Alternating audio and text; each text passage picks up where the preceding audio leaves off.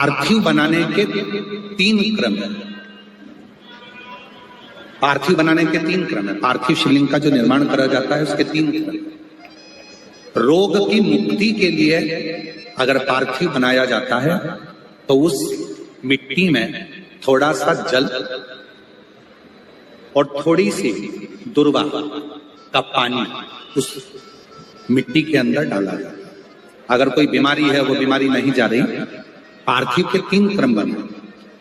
अगर कोई बीमारी नहीं जा रही है तो आप पार्थिव शिवलिंग अगर बनाते हो, मिट्टी का शिवलिंग बनाकर पूजन करते हो, तो उसमें जल मिट्टी में और दुर्वा, दुर्वा बोलते हो कि दूब बोलते हो, जो गणेश जी को चढ़ती है दुर्वा, उसको पानी में डालकर उस पानी को मिट्टी में मिलाकर फिर पार्थिव बनाया जाता है रोग की मुक्ति के लिए। दूसरा, जिसको संतान नहीं है, पुत्र की प्राप्ति नहीं है, संतान की प्राप्ति नहीं है, गोदी में औलाद नहीं है, कोई छोरा छोरी नहीं है, कोई बेटा बेटी नहीं है, संतान नहीं है, सालों हो गए, पार्थिव रोज बनाती है, तो उस मिट्टी में अगर थोड़ा सा आधी चम्मच, एक चम्मच गाय का दूध मिलाकर फिर पार्थिव लिंग का निर्माण करे पानी के साथ मिलाकर, तो उसके घर में दूध पार्थिव में डलने से पूत जरूर आता है, निश्चित पूत की प्राप्ति।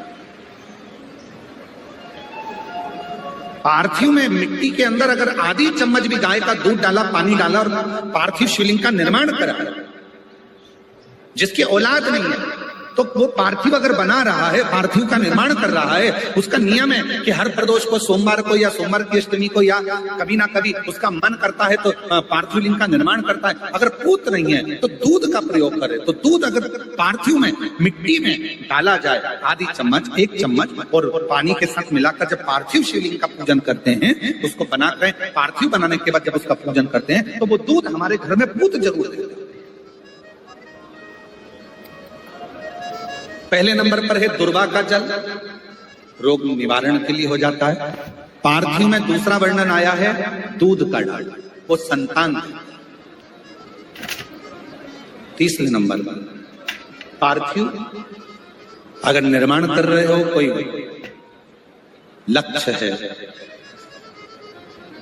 मेरा यह काम है वो पूरा नहीं हो रहा, बहुत दिन से अटक रहा, बाबा पूरा करना, तो पार्थिव में चंदन घिस के, चंदन को घिसकर उसका थोड़ा सा भाग पानी मिट्टी में डालकर फिर पार्थिव का निर्माण करा जाता है, पूजन करी जाती है। तो जो तुम्हारा लक्ष्य है उस लक्ष्य तक बाबा तुम्हें पहुंचा कर ही रहेंगे। पार्थिव निर्माण के कुछ क्रम है।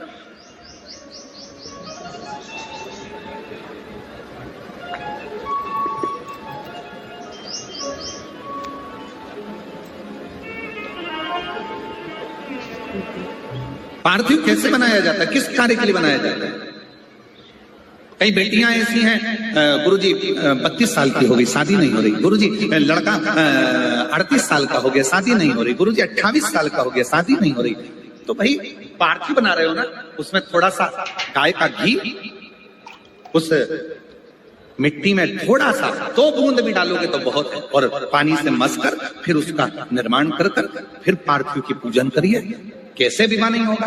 भोले बाबा शादी करा के ही मानेगा।